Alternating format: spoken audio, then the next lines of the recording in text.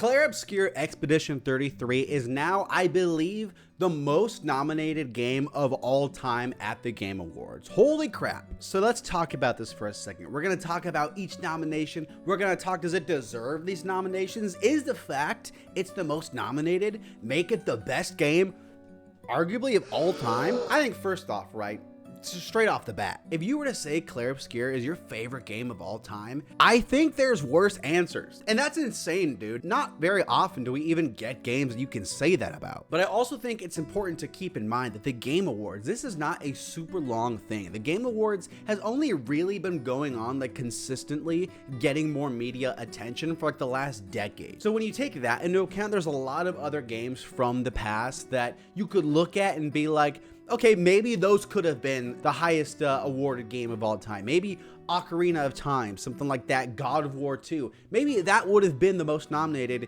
if it came out at the time. So I always think it's important to look at the history in situations like this when we're comparing the most nominations, yada, yada, yada. Because I will say, I think the Game Awards now in the last couple years is getting more and more acclaim to the point it's almost, relevancy among the industry, almost getting up to like that Oscars category where people are actually really caring about this. And I think that that's really cool. It's really cool to have something like that in gaming. I feel like we've even seen in years past, even the presenters are getting a lot more like, high up stakes. I'm seeing Christoph Waltz pop up here. I'm seeing Al Pacino.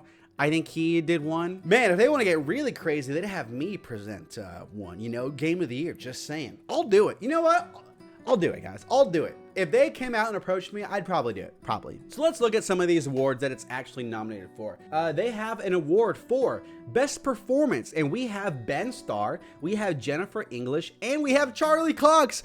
3 people from one game nominated for this. Their competition, you got Troy Baker's Indiana Jones, you got Erika Ishii from Ghost of Yotai, and you got you have Konosu Kato from Silent Hill. Really hope I said that right. Probably not. And I will say I haven't played Ghost or Indiana Jones yet, so I can't speak on those 2 ones. Offer it, dude. I'm going Jennifer English, dude. Come on now. Ben Starr, Charlie Cox, don't get me wrong. They're phenomenal in that game, but they just don't have the quantity that Jennifer English has. Jennifer English absolutely bodies that whole entire game. She's the standout. She's the star, quite frankly. I'm going with her.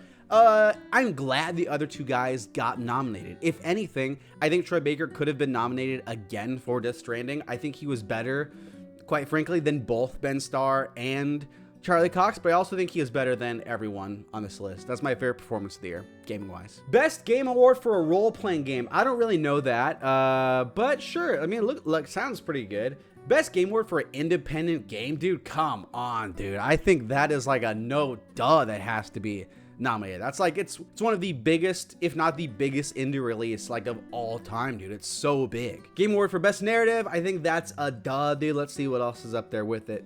Death Stranding, Ghost, Silent Hill. I think that's very fair. Best Score in Music, duh, you have to nominate it. The fact that it wasn't nominated for the Grammys or whatever that was, that's absolutely absurd. And I love the score. I love the Death Stranding score as well. I think this is probably better, but still, dude, another valid one. Best Debut Indie Game, duh, dude. That's like the easiest lock of all time. That's like locking down the fact that LeBron's gonna shoot a basketball this year. That's insane. Sound design, I also think phenomenal. Art direction, phenomenal. And game direction, what's the problem here, dude? I don't see a single nomination here that is like, yeah, it doesn't deserve that one. That's not correct. So it's like, yeah, dude, by all means, I think it deserves all these nominations, and I think it's gonna win a ton, dude. Will it win the big ones? Will it win best game? But that's tough, dude. Also, will it win Game of the Year? I think that's really tough. I played, of this list, I only played that, Death Stranding, and Donkey Kong.